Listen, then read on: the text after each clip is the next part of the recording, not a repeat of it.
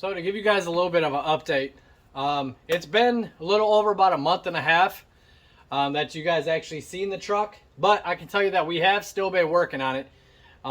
Here in Michigan, it got really cold, and we still like working throughout the year on all our vehicles that we like to try to get out of the garage.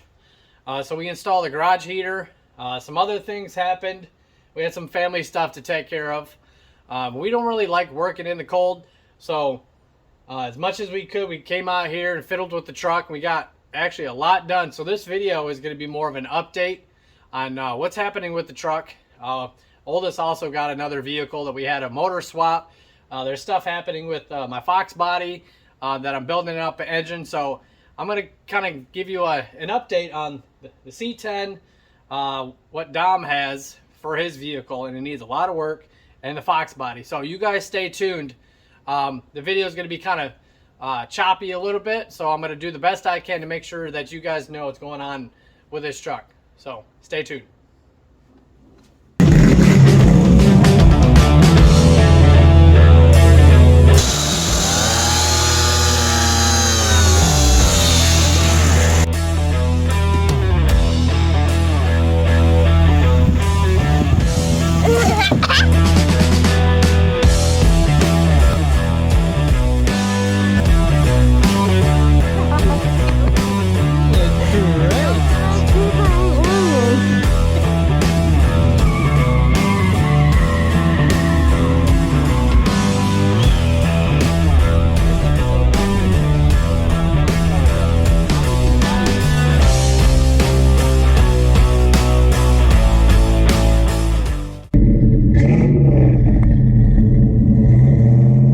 Episode, we're going to start working on the fuel system. We're going to get it all filled up. So we got a brand new fuel tank, fuel lines, fuel sending unit, fuel pump. We're going to hook it all up. Hopefully we don't light on fire. So let's get over here. So I ordered a couple things for the new fuel system. We got the Aeromotive Stealth. I think that's 600 or 340 liters per hour, so that's plenty for the LS3 fuel injection system that we need. New sending unit that I already snipped off the little connector that was on here because we need to run that style. And so I got terminals and new connector for that. The pump actually comes with little clampinators or whatever. You can use the the old school style or the the tool that I don't have. So we're gonna go with that one. Easy on, easy off kind of thing. Comes with a little fuel pump blanket and a little filter sock. So this got the new fuel tank like I was talking about, $100, real cheap. I didn't really want to kind of fabricate a fuel pump in that one or run external. So we still need to yank all that out. You like on my finger? Anyways. And then we got the fuel lines. This kit's actually pretty sweet. Came from HotRodHose.com. They're out of Canada. So we got the fuel filter / regulator that comes in another filter sock. All the P-clamps and everything else like that so we can mount it to the frame. So fuel tank came from Canada as well. Man, people in Canada just love their fuel. Anyways, so we're going to get started, and we're actually going to get started on hooking this up into the sending unit. And then we're going to drop that bad boy into the tank. And then we're going to run the fuel lines. Actually, I lied. We're going to take the tank out, drain the fluid. We're going to recycle it somewhere. And then get rid of that and slap this bad boy in there. So let's get to work.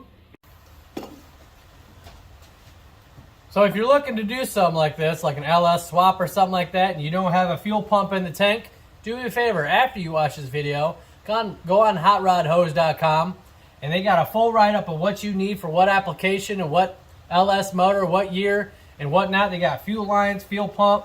They'll send you in the right direction of what tank you need.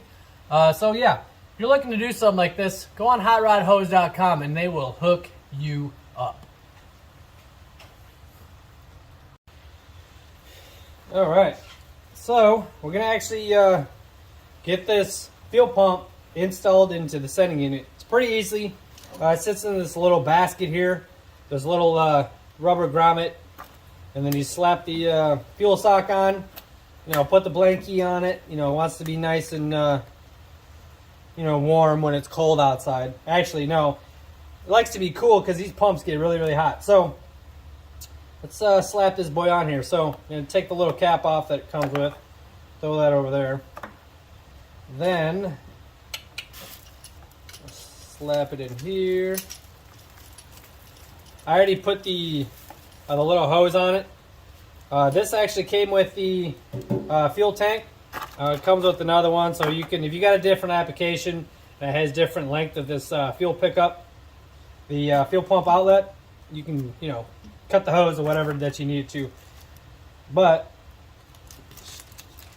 make sure that throw on your clampinators before throw that hose on there. You end up taking it back off. So.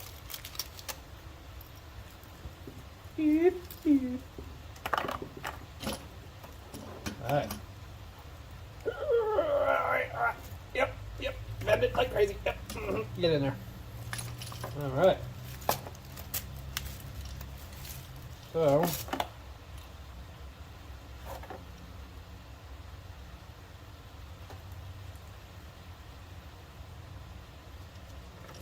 I already messed up. So this guy needs to go on first.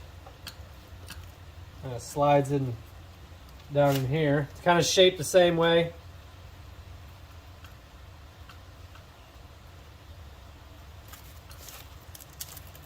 Get in there.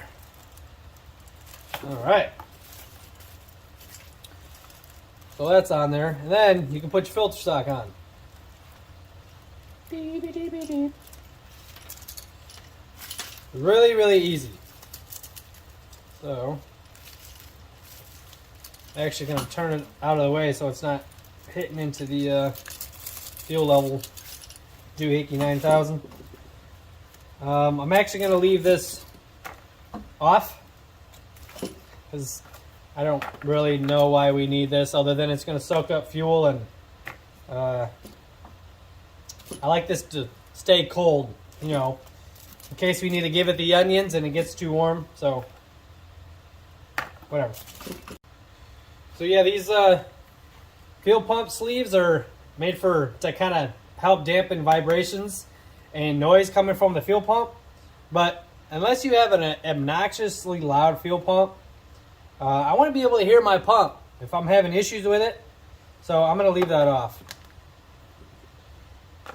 So next we're going to do is we're going to hook up our fittings and hot rod hose. They made it super simple of putting these AN fittings on here. So let's get started on doing that. So if you're running a returnless system, like I am on the LS3, you're going to have a supply and a return on the sending unit and pump. And then you're going to have on your filter / regulator, you're going to have one that goes in and then a smaller one that comes out, and that's your return. So a larger one in for the supply and a return is the smaller one. So we're going to actually hook up these little fuel hookups on here, these fuel line connectors. And I already got one on here to kind of show you how it's going to look. So they are very simple. These little connectors have little seals in them. I don't know if you can see that in there, but we're going to slide this over here on the line, on the return. Slide that, and then there's a little notch in here. I don't know if you can see that, but there's a little notch in here that kind of goes around this lock. So don't push this down too far, because then you'll be fighting it trying to get the line on, or the fitting on. So it is on that lock right there. And then we're just gonna slowly spin that on there.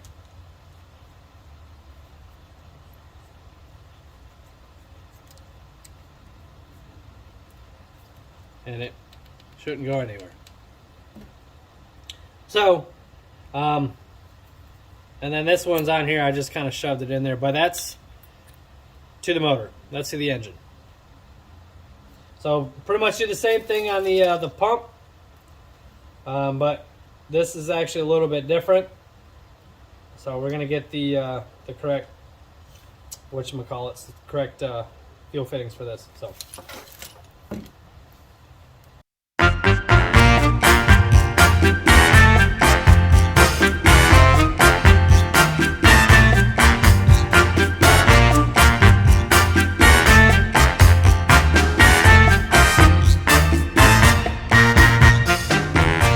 All right, so to give you guys a quick update on the fuel system, as you saw, I was messing with the fuel tank on the bench. So I got the sending unit in, fuel pumps in. I had to order new fuel straps for the tank because the nuts that hold the fuel straps around the tank, one of them broke off, so I had to get some new fuel straps. Got that around the tank. So let's climb under here, and I got the fuel line's all hooked up, so that's all in place. So as you saw, there's really nothing much that you can see other than that let's get up here. So the fuel regulator filter is in place.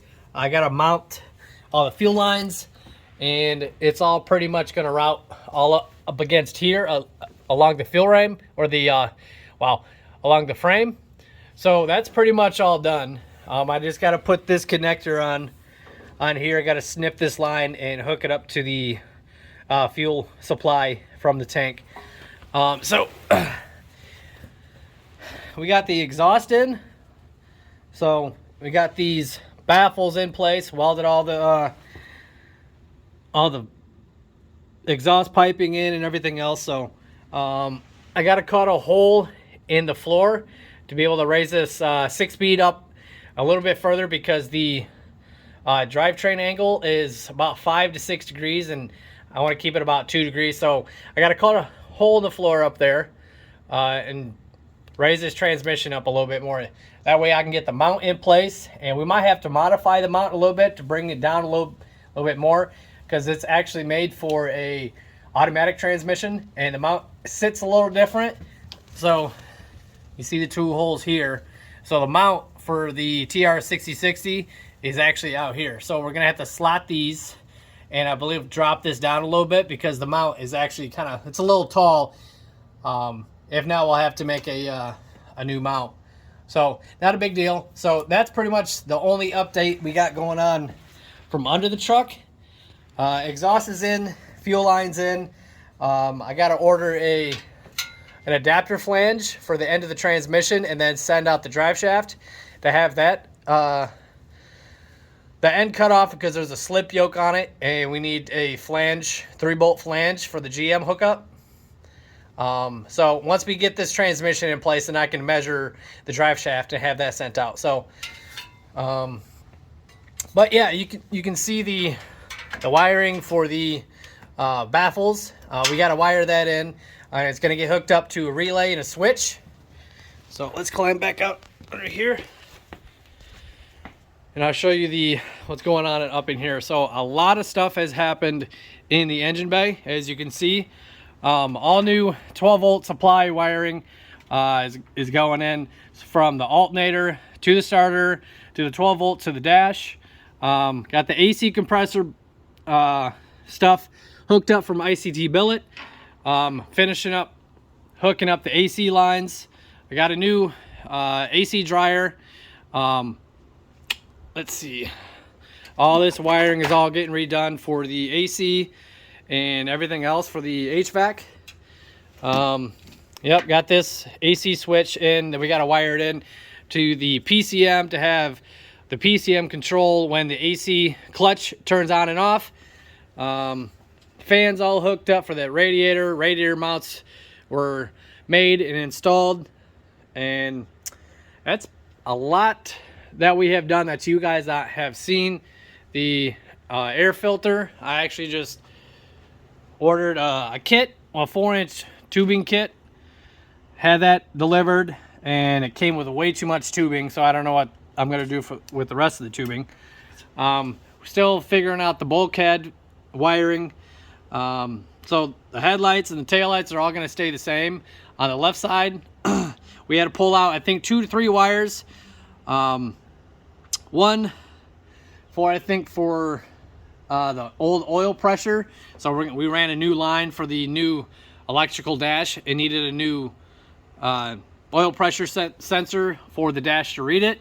And I'll tell you guys a little bit about what's going on in there once I get inside the truck. As you can see here, I gotta mount this reservoir for the clutch, and then the little, I don't know what you call that, a little piston or whatever for the hydraulic fluid to get into the transmission for the clutch. So, and then also I got to do a little bit of research on this oil, or this AC fitting. It's a male insert O-ring style, and it's a number 6, I believe, and all the AC lines that I'm running are number 10s. So if you guys know where I can get a male insert O-ring size 6 adaptable to a number 10 AC line, kind of comment below, because I'm having a hard time finding that fitting. I'm most likely gonna have to ask somebody to custom make it for me. So and then the power steering fluid, that's all pretty much all hooked up and done. Got the fluid all filled up in there, oil's in there. Ignition still needs to be wired in, the 12-volt ignition.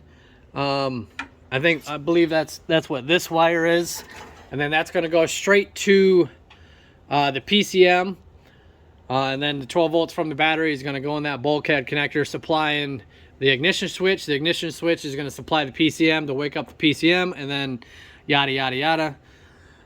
So let's get inside the truck. So so nothing's really changed too much in here, other than that we took the seat out so we can have a lot more space in here to run around and do whatever that we needed to do. So PCM is kind of in place. It still needs to get mounted. We're going to have some studs kind of tack welded in place so we can mount that to the side of the A-pillar here, so it's kind of properly grounded. We got to get the fuse block mounted in place. So we were originally going to run wiring through the floor through a grommet for the dumps or the baffles and the fuel pump, but we're going to actually run it through the front, so we're not creating any more holes, and then straight back, because that's how the original setup was going to be made, and I don't feel like making any more holes in the floor than I really need to.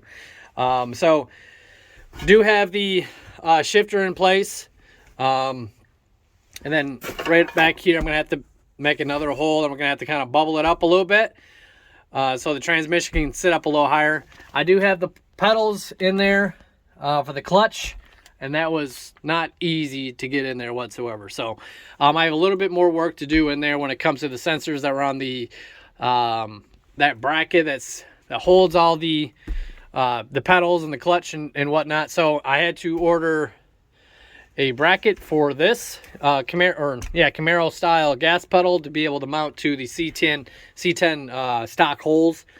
So that's coming in hopefully soon, so I can get that bad boy in there. And then the dash, or the cluster, as soon as I get done with what I'm doing, and then Sarah finishes terminating the end of the wires, we can get that dash put in, or that cluster back in, so we can get the dash in. John, the owner, is getting a new speaker for this one. I think it's like a little 4x9 or 4x10. So once that's all done, we can start slamming all that back together. But we are like this close to getting this thing started. So we have to hook up the starter, the power to the fuel pump, hook up the alternator and the 12-volt ignition, and we should be able to hear this thing crank over. We have to do a little bit more work, like nonsense stuff like hooking up the coolant temp sensor on the side of the block so the dash can read it. The Intellitronics dash, that's going to go kind of right back there on the side of the head. But we got coolant all ran. One thing that I'd still need to do under the truck is there's a transmission cooler We're not really going to be racing this thing or taking it to the track. So what I'm going to do is I'm going to chop the lines and kind of loop them.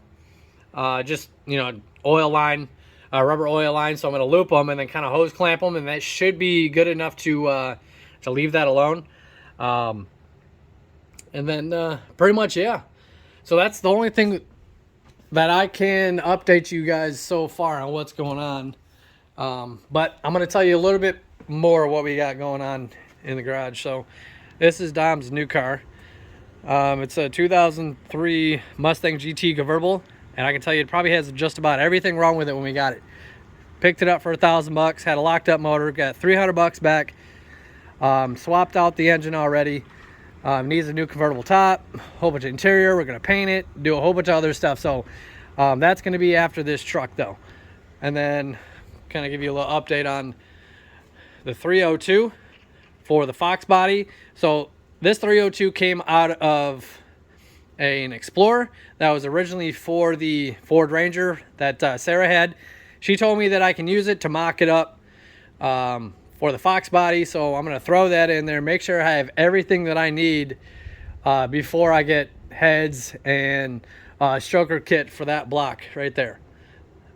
So big thank you to her letting me use her block to mock up the Fox body. So that's in a future video. I just kind of threw everything on there. It still needs new gaskets, a whole bunch of fittings for everything to be mounted correctly. So that's gonna be another future video. So like I said, there's still a whole bunch of stuff that has happened in the garage that we have been working on that we have not recorded, but we're back and we're gonna do or get you guys a lot more content about what's going on with the truck and kind of bring you along, because I've been kind of lazy about recording, and it's just I'm trying to get out here as much as we can while it's cold, and you know, it's the holidays and dealing with that stuff, and it's a lot more important things to having a phone in front of my face and recording. But I'm gonna do a lot better job for you guys, making sure that I am recording and getting this stuff shown by you guys, or shown by me for you guys. So that's gonna be it for this video. I appreciate you guys watching, listening to me, you know, ramble on all the excuses to why I didn't get out here and record. But I'm going to do my best to make videos from this point on, giving you guys an update on what's going on with this truck. And I'm really excited to hear what this thing sounds like when we fire it off, and getting everything buttoned up so we can get out on the road and, you know, kind of light the tires off this thing. So, like I said, appreciate you guys watching. I'll see you guys next time.